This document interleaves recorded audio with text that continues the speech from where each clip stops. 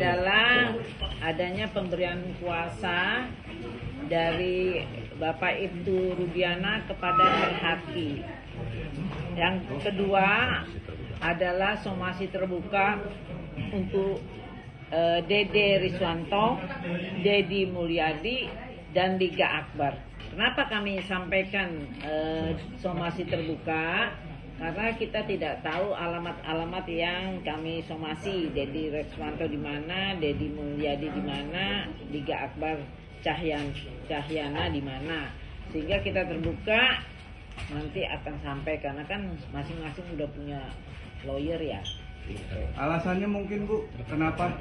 Ya, kami melihat di sini kita menyampaikan somasi untuk Dede Riswanto, dan dia telah memberikan keterangan. Saya dengar tadi di notaris mencabut keterangannya di Pengadilan Negeri Cirebon yang terbuka untuk umum pada tahun 2017. Nah, itu kan keterangannya di bawah sumpah.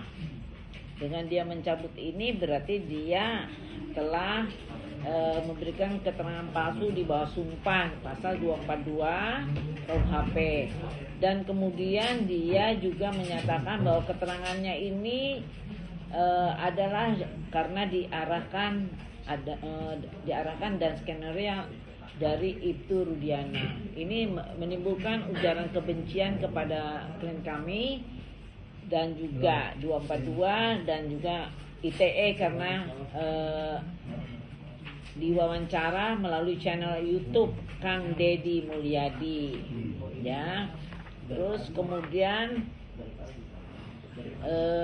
masalah Dedi Mulyadi ini juga kami somasi.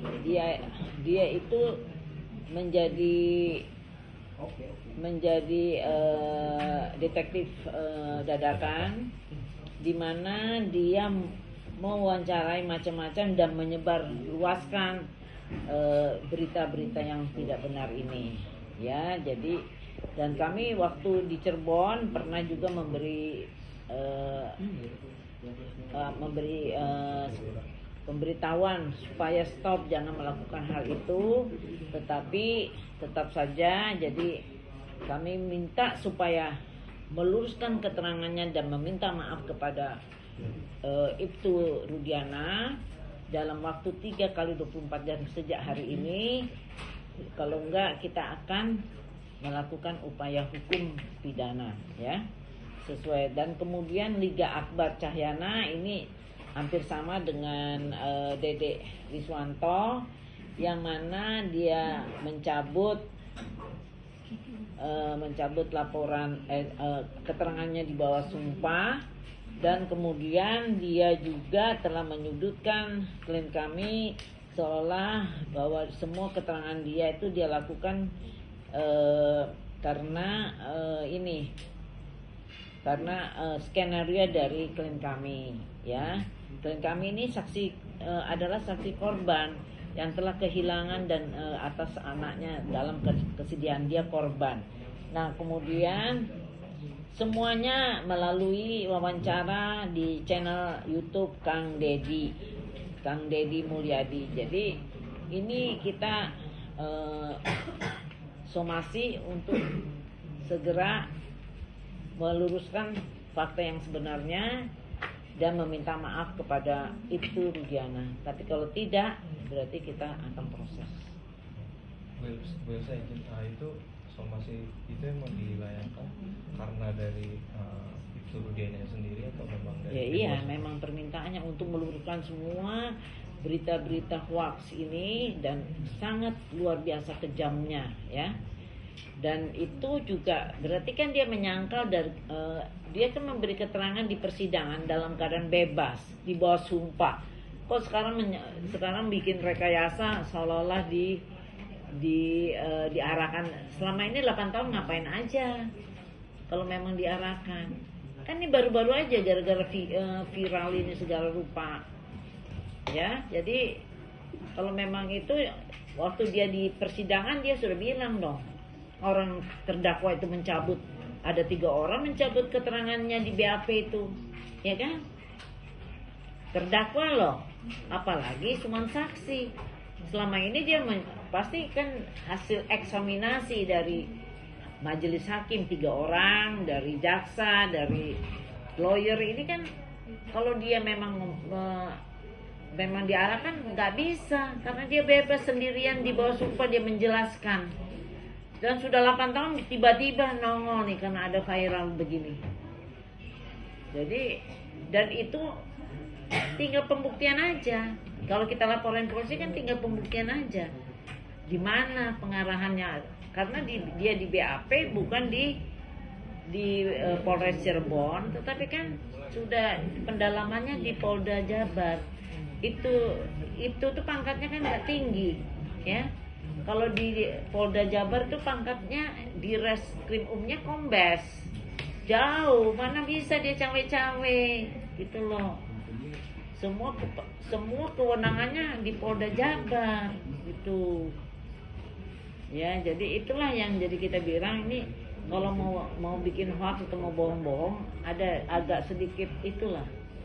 Tahu kebenarannya gimana sih, agak sedikit pinter lah. Bu Elsa, tapi kalau dari keterangan dari Kang Deddy Mulyadi terus juga kuasa hukum terpidana, dia itu sangat menyayangkan bahwa Ibtu Rudiana itu tidak memberi klarifikasi atau membuat statement gitu. Mungkin seperti apa sih mungkin dari kuasa hukum gitu? Kang Deddy itu harus mengerti bahwa Ibtu Rudiana itu adalah seorang polisi aktif yang ada hierarkinya, dan hierarkinya untuk bicara ke luar di instruksinya adalah humas, bukannya dia nggak bisa bebas seperti kita ini. Nah, tetapi karena sudah luar biasa pemberitaan yang hoax dan menimbulkan ujaran kebencian kepada dirinya dan keluarganya, udah makin sedih makin terpuruk nih jadinya, sehingga dia minta izin untuk menunjuk lawyer. Nah, itulah kami membantu kasihan kan, dia akan mencari keadilan dan kebenaran dan dia berjuang untuk itu. Coba kalau misalnya bukan Ibtu Rudiana, kan korban pembunuhan sudah dikubur, kalau bukan siapa-siapa nggak ngerti apa-apa, mungkin kasus ini tertutup, tinggal di neraka aja nanti peradilannya. Tapi karena dia polisi, dia punya insting polisinya, keahlian ini bahwa ini aneh, dan itu akhirnya terbuka. Dan 8 orang ini mau senang atau tidak senang, atau mau benar atau tidak benar, itu sudah melalui eksaminasi yang sangat detail. Dari pertama pra-peradilan udah ditolak. Kemudian waktu di persidangan setelah dakwaan bikin eksepsi. Udah itu di waktu rekonstruksi bisa melawan, tidak mau rekonstruksi. Berarti kan mereka ini orang-orang yang kuat, berani, tidak dalam tekanan, ya kan? Buktinya dia berani melawan. Saya tidak mau rekonstruksi. Terus sampai bikin dakwaan, bikin eksepsi.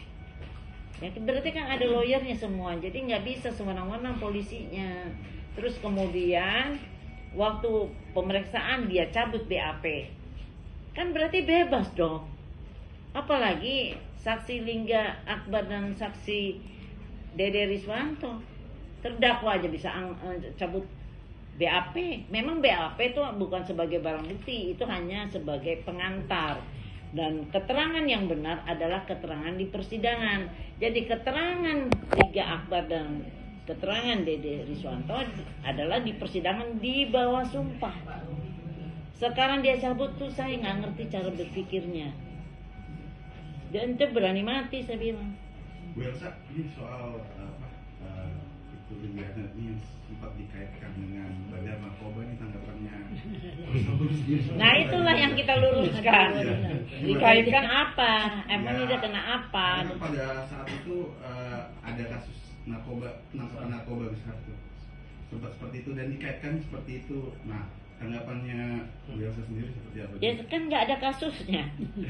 Itu kan berita dari TikTok, berita dari hoax itu.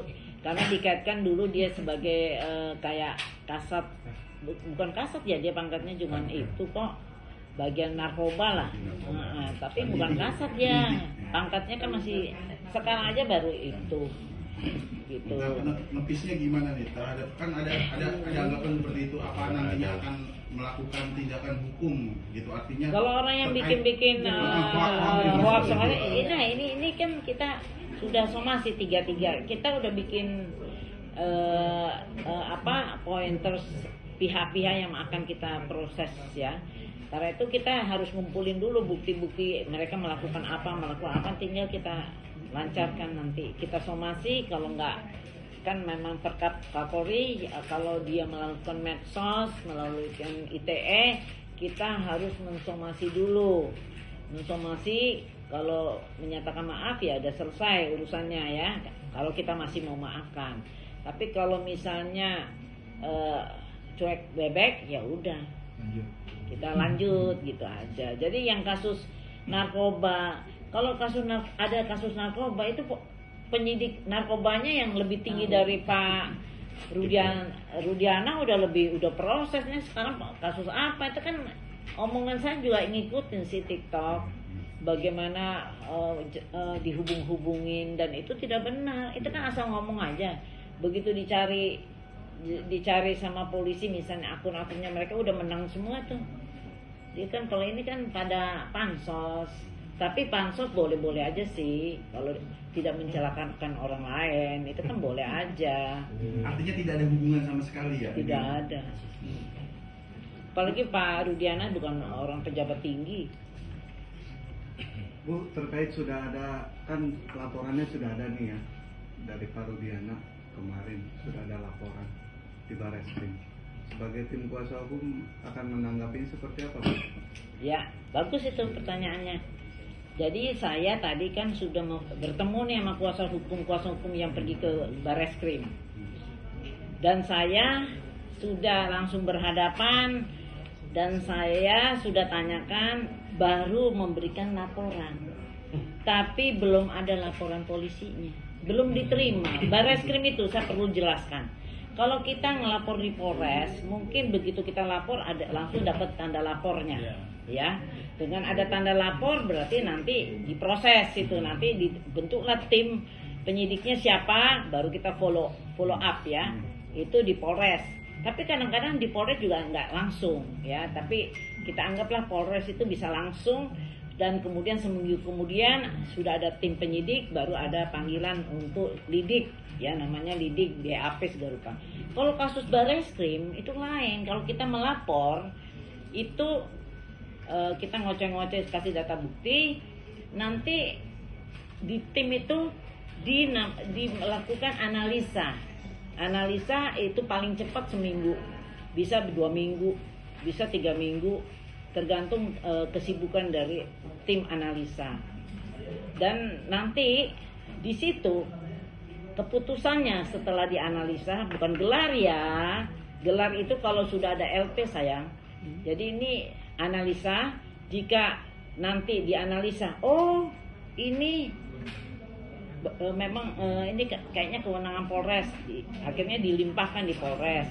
Nanti Polres yang tindak lanjut, atau di Polda, atau di Propam karena ini polisi, atau memang wewenangnya Barreskrim, itu nanti dari analisa itu. Dan saya sudah tanyakan kepada tim kuasa hukum yang ke Barreskrim, memang belum ada LP-nya. Jadi saya bilang jangan bilang gelar dong, kita sama-sama advokat senior mengerti prosesnya ini. Jadi memang belum ada LP, jadi belum ada namanya proses hukumnya. Kalau udah ada LP baru, LP-nya apakah di Barreskrim, apakah di Polda, apakah di Polres, apakah di Propam, itu ada LP-nya. Tapi menurut pihak sana, bukan menurut saya ya, pihak sana mengatakan laporannya sudah diterima dan sudah ada pasal-pasal. Ya itu saya bilang, beda, ada 2 hal, diterima sama ada LP. Saya sudah tadi kan sudah wawancara di TV One sama iNews sama 2 lawyernya. Saya tanya, sudah ada LP-nya? Minta itu belum. Baru diterima laporan doang. Baru diterima laporan. Ya kan namanya polisi itu kan melayani masyarakat, ngelapor ya boleh diterima. Tapi apakah sudah ada LP-nya, yaitu tanda lapor? Nah itu belum saya. Tanya dulu lagi. Dan saya sudah tanya persis 2 kali tuh. 2 lawyernya saya berhadapan, saya tanya, kan LP-nya belum ada kan? Belum. Dapat bilang, oh nanti besok digelar. Saya bilang itu bukan gelar, mana ada perkara belum ada LP mau gelar. Dianalisa. Waktu dianalisa tim pelapor nggak ada, itu hanya internal polisi dianalisa. Memang ada tim analisa di Mabes Polri. Jatuhnya konsultasi atau gimana, Bu? Apanya? Itu Enggak, memberikan laporan doang. hanya memberikan laporan. Tapi bukan berarti ada akan diproses atau tidak, kan tergantung nanti analisanya. Tapi tanda lapor belum ada loh. Bu, kondisi Pak Ibtu Rudiana setelah berita ini viral dan keluarganya itu seperti apa, Bu? Waduh, kemarin kita bicara ya, kan kita video call. Dia kehilangan ya. Terus kemudian mungkin kemarin agak tenang ya. Tau-taunya sekarang jadi viral begini dan dia dituduhkan. Sedih sekali. Ternyata orang begitu tega dan kejam. Dari pembunuhannya aja anak itu direkayasa seolah-olah kecelakaan. Itu kan luar biasa jahatnya. Sehingga akhirnya salah persepsi, dikira kecelakaan, padahal tidak. Ternyata pembunuhan. Dan kemudian dia sudah kehilangan, udah direkayasa, sekarang dia pun direkayasa. Ya sempat nangis lah dia. Jadi setiap ada peristiwa ini bergulir, itu kesedihannya sama keluarganya luar biasa. Coba Anda bayangkan lah, sebagai seorang bapak, anaknya laki-laki kan biasa ya, orang Indonesia tuh anak laki tuh luar biasa ya. Bagaimana kalau dia kehilangan masih anak remaja 16 tahun, aduh sedih deh. Dan meninggalnya dalam keadaan yang tidak baik-baik saja. Oke. Cukup ya? Cukup. Ketemu Pak itu di rumah atau by telepon, karena Pak Al media ke rumah tidak ada yang bisa bertemu Pak itu. Ya memang nggak bisa. Dia nggak mau diwawancara karena nanti kalau dia punya SOP tidak boleh diwawancara. Kalau ketemu kan nanti cuman bilang iya aja udah jadi bahan viral nantinya. Jadi dia nggak boleh dan itu dilarang oleh atasannya. Kondisi kesehatan mentalnya menurut Ibu gimana? Ya nangis. Kenapa, Ibu? Kemarin kita lihat sangat menjadi, kita juga ikut nangis. Sedih ya, kita ngebayangin, kita kan orang tua. Kalau kehilangan anak laki-laki dalam keadaan ini terus diputarbalikkan faktanya untuk membebaskan para terpidana, ini kan luar biasa. Sangat-sangat sadis dan kejam. Mungkin Bang Roni mau ditanggapi ini isu tentang Cukup katanya makam dari Eki ini sempat dijagain itu. Kabarnya seperti itu. Oh enggak, itu nggak benar itu. Itu nggak benar itu. Nggak benar ya. Ya, ranahnya aja nggak Eki dikenal. masih hidup, ada yang seperti gitu. Ya itu saya bilang. Nah, itu Eki gimana masih nih? hidup. Eki bukan anak kandungnya Iya. Rudiana, ini kan aneh. Kalau ini nanti kita yang Katanya bilang bukan. konspirasi seperti itu gitu. Iya katanya. banyak, karena itu sekarang dengan penunjukan kepada Perhati ini kita luruskan. Artinya itu bukan sama sekali ya, itu nggak ada yang sama sekali. Nggak gitu ada. ya. Itu- Ini orang yang bilang bahwa itu bukan anaknya Rudiana, ini bahaya loh. Kan fitnah, apalagi Rudiana, Eki masih hidup karena itu dia bisa main badminton dengan senang hati. Yang meninggal tuh Panji, ada tuh beritanya. Tapi ibu sendiri ada upaya nggak Bu nantinya akan menghadirkan Pak Ibtu Rudiana untuk nantinya dia berstatement gitu di depan? Nggak di bisa, depan hukum? Nggak itu bisa. humas yang bisa, tetap humas. Humas Kan, Polda Jabar. Pak, mohon maaf ya, Pak Rudiana bukan pangkat tinggi loh. Iya. Mungkin artinya bisa menepis dari pemberitaan. Enggak, kan selama cukup ini, kita ada buktinya. Karena nggak boleh, bener nggak boleh. Kalau orang swasta boleh lah, kayak kita ini. Oke.